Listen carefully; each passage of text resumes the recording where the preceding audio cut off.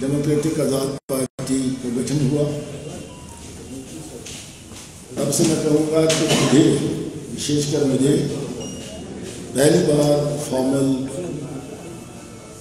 Press conference या press वार्तालाप का मिला है। तो मुझे देखकर खुशी हुई कि काफ़ी संख्या में हमारे पत्रकार भाई, नौजवान साथी जो अक्सर में मिलते रहे अलग अलग फंक्शन में, अलग अलग जगह पर, आज सब यहाँ आए हैं। मैं आप सबका स्वागत करता हूँ। देखिए, पार्टी बनने के बाद जनाब आज़ाद साहब ने जब पहला नवरात्रा को डेमोक्रेटिक आज़ाद पार्टी का ऐलान किया, पार्टी का झंडा सबके सामने रखा और पार्टी का एजेंडा और उसका मकसद कि ये पार्टी क्यों बनी, कैसे बनी, ये सब चीज़ें आपको बताएंगे। इन 2-3 महीनों में कुछ ऐसे वाक़यात हुए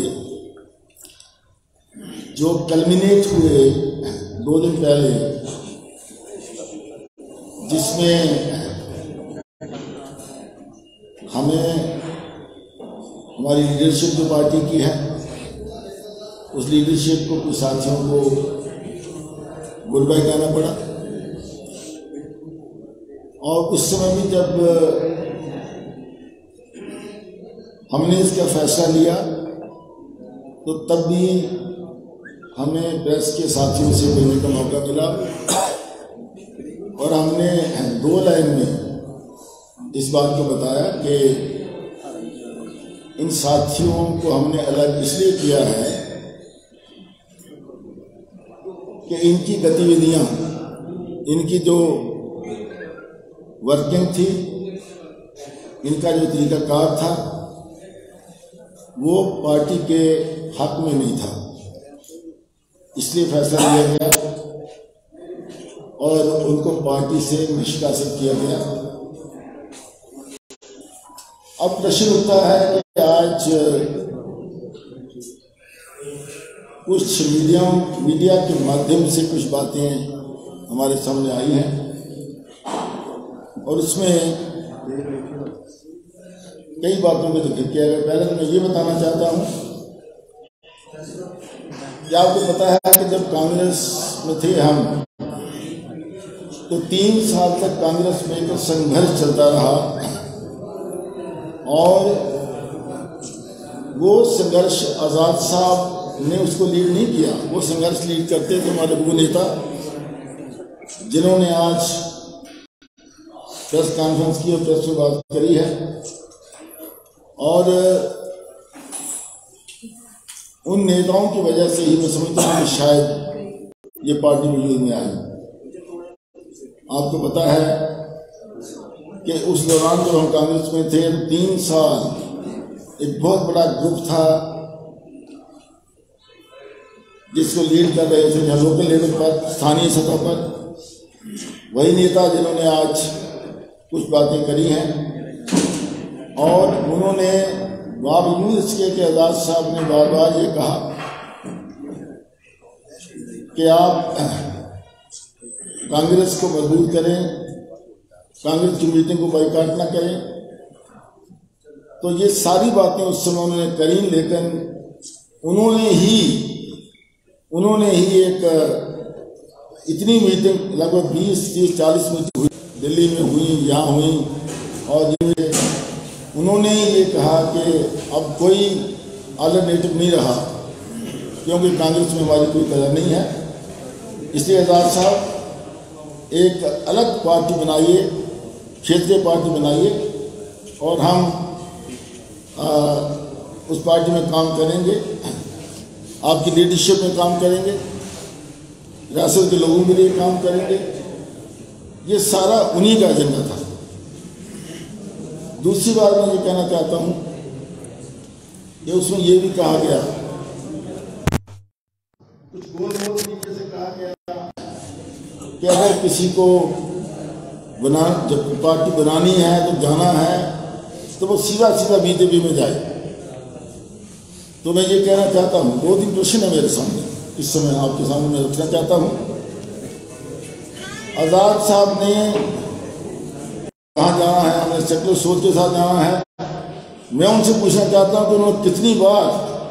बीजेपी के अगेंस्ट बोला और कितनी बार बीजेपी के अगेंस्ट उन्होंने मीटिंग्स करी, वो बताएं हमें। और पार्टी के मेंबर हैं, आपने कसम खाई है कि डेमोक्रेट आज़ाद पार्टी को मजबूत करना, आज़ाद साहब के हाथों को मजबूत करना, आज़ाद साहब की सोच को आगे ले जाना, जम्मू कश्मीर के लोगों के लिए काम करना। तो फिर बताइए, आप इन 2-3 महीनों में प्रदेश कांग्रेस प्रेसिडेंट के इशारे पर क्यों काम करते रहे? और नेता ने ये भी कहा, उसने कहा देखिए हमारी जो पार्टी है, हम किसी पर कीचड़ नहीं उछालते, हम एक सफाई के साथ राजनीति करने वाले लोग हैं। उन्होंने ये भी कहा कि मेरा एक टांग कांग्रेस में रखी है, दूसरी टांग किसी दूसरी पार्टी के साथ रखी हुई है, तीसरी अपना जो सोच है वो डीएपी के साथ मिला रहे हैं। विकास रसूल साहब जो आज सबसे ज्यादा आज़ाद साहब, हमने सोचा अकेले अलायंस कर सकते हैं। हमारे जो एक सीनियर नेता थे उनके माध्यम से उनको मैसेज पहुंचाया गया 3-3, 4-4 बार, लेकिन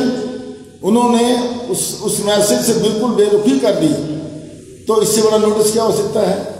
और फिर जब लीडरशिप कन्विंस, प्रेसिडेंशियल प्रेसिडेंट बनने के बाद पहली दफ़ा मैं आपके सामने हाजिर हुआ और आप सब लोग जाने पहचाने हैं, शुक्रिया। जैसे कि यहाँ पर चिप साहब ने काफ़ी तफसीलन आपको बताया कि आज हमें यहाँ इसलिए आना पड़ा कि अभी आज जो प्रेस कॉन्फ्रेंस हुई यहाँ पर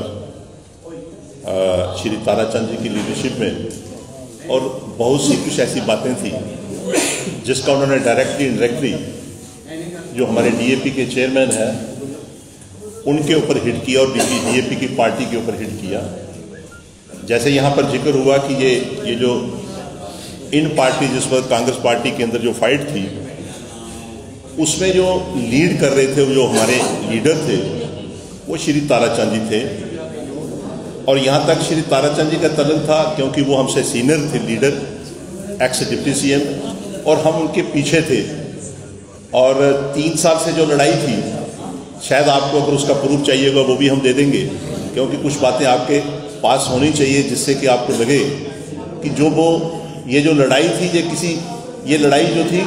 डीएपी के चेयरमैन की कोई लड़ाई नहीं थी। उनकी नहीं मंशा थी कि हम पार्टी अलग से बनाए जहां हम कुछ करें, लेकिन इतना जरूर था कि श्री ताराचंद जी ने सबके साइन करवाकर, उसमें अपना भी साइन करवाए 3 साल पहले। उन्होंने कोई 12 लेटर लिखे थे कि पीसीसी प्रेसिडेंट चेंज होना चाहिए। 3 साल तक वो लड़ते रहे और गुलाम नबी आज़ाद साहब को ये कहते रहे कि आप जम्मू कश्मीर को संभालिए, आप ही का चेहरा है जो रियासत जम्मू कश्मीर को चीफ मिनिस्टर का, और आप ही का चेहरा है तो ये रियासत जम्मू कश्मीर को वापस ला सकता है। ये उस वक्त की बात थी, लेकिन वक्तन में वक्तन चलते रहे। हम कई दफ़ा आज़ाद साहब को भी कहते थे, लेकिन आज़ाद साहब बारंबार हमें कहते थे कि पार्टी के फोरम में बात आप कर सकते हो, लेकिन बाहर मत करें, मीडिया के पास कभी कोई बात नहीं जानी चाहिए। हमने भी कोशिश की मीडिया के पास कोई बात ना जाए,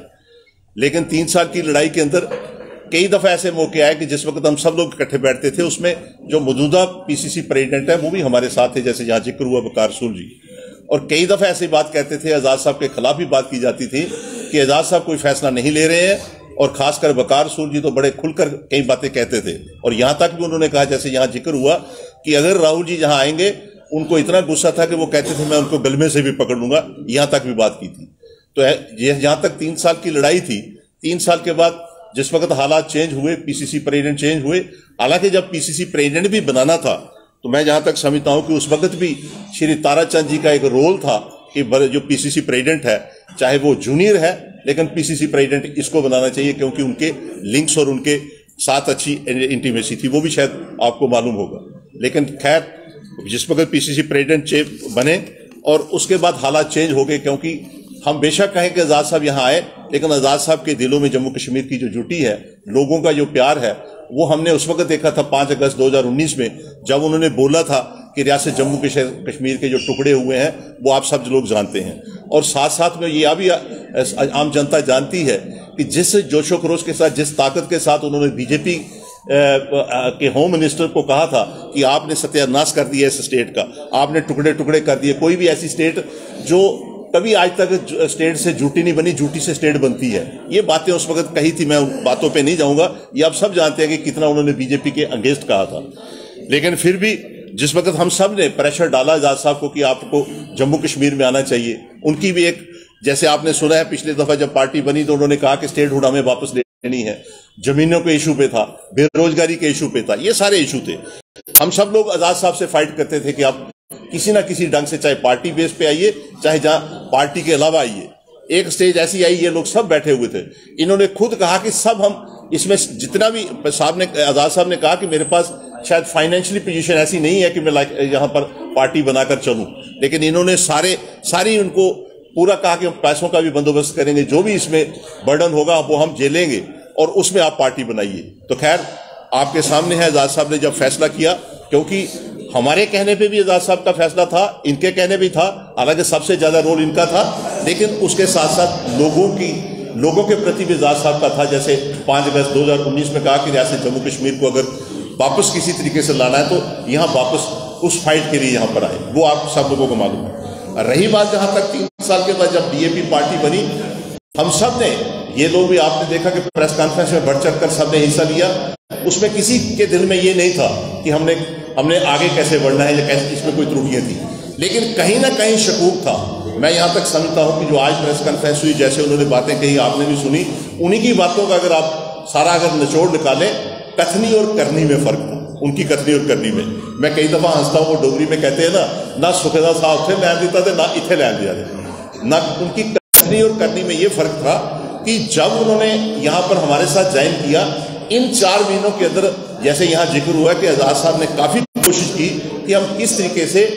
डीएपी को मजबूत बनाएं। आप सब लोग भी कहते थे कि कब आपकी ऑर्गेनाइजेशन बन रही, कब आपकी पार्टी बन रही है। आज यहां मैं समझता हूं कि जब जो कमेटी, अगर आप उस पार्टी की लिस्ट को देखें, हम जो जहां पर बैठे हैं, हमारे कहने पे हो सकता है कि अगर 200 ऑफिस बेरर बने हैं, उसमें से 160 के करीब उनके ऑफिस बेरर, सारे ऑफिस बेरर 160 के करीब उनके हैं, 200 में से सभी ऑफिस बेरर होंगे उनकी लिस्टों से, मतलब उन्होंने जो लिस्ट दी है उसके मुताबिक बनाए। और हम यहाँ, हमें कई दफा आजाद साहब को कहते थे, हमारे पास इंफॉर्मेशन ये है, हमारे पास इनपुट ये है कि इनका लगो लगाव जो है वो वकार सूर के साथ है, इनका लगो लगाव जो है वो पीसी जो जनरल सेक्रेटरी इंचार्ज है उसके साथ है, इनका जो लगो लगाव है वो जो एक्स प्रेसिडेंट थे उनके साथ है। हम कई दफा कहते थे, लेकिन गुलाम नबी आजाद साहब जो हमारे चेयरपर्सन है, वो इस बात को नहीं मानते।